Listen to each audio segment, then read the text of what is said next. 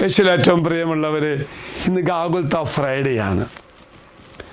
തമ്പുരാൻ്റെ കുരിശോട് ചേർത്ത് വെച്ച്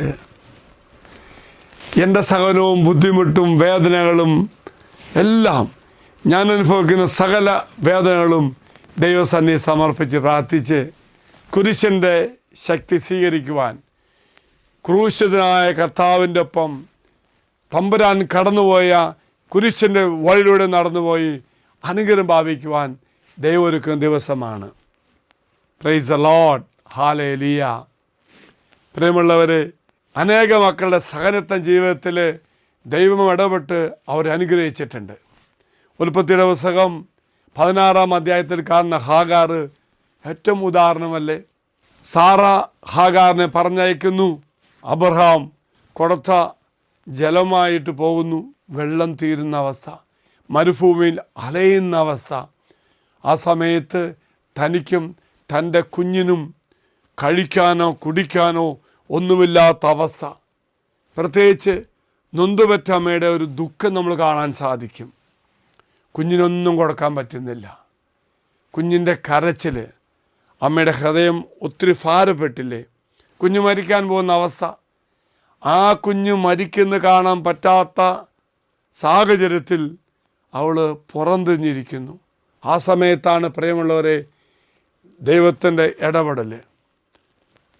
പ്രിയമുള്ള സഹോദരന്മാരെ, ഇന്നത്തെ ശുശ്രൂഷയ്ക്ക് നീ കടന്നു വരുമ്പോൾ ഒരു പേപ്പറിൽ എഴുതിക്കൊണ്ടുവരണം.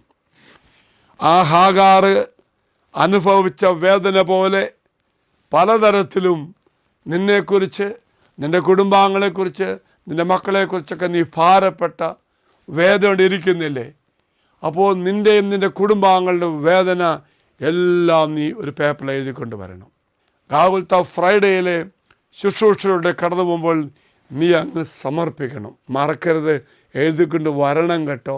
എങ്കിൽ ഇന്ന് വലിയ അനുഗ്രഹത്തിൻ്റെ, വലിയ വിടുതലിൻ്റെ അപ്പുറമായിട്ടും നിന്നെ ഭാരപ്പെടുന്ന ഓരോ അവസ്ഥയ്ക്കും ഒരു അനുഗ്രഹമായി മാറുവാൻ കർത്താവ് നിന്നെ സഹായിക്കട്ടെ.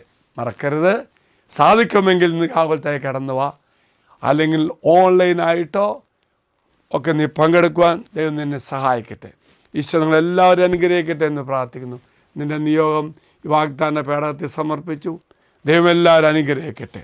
നമ്മുടെ കർത്താവായ ഈശോ മിശിഹായും പിതാവായ ദൈവത്തിൻ്റെ സ്നേഹവും പരിശുദ്ധാത്മാവിൻ്റെ സഹവാസവും നാം എല്ലാവരോടും കൂടെ ഉണ്ടായിരിക്കട്ടെ, ഇപ്പോഴും എപ്പോഴും എന്നേക്കും. ആമേൻ.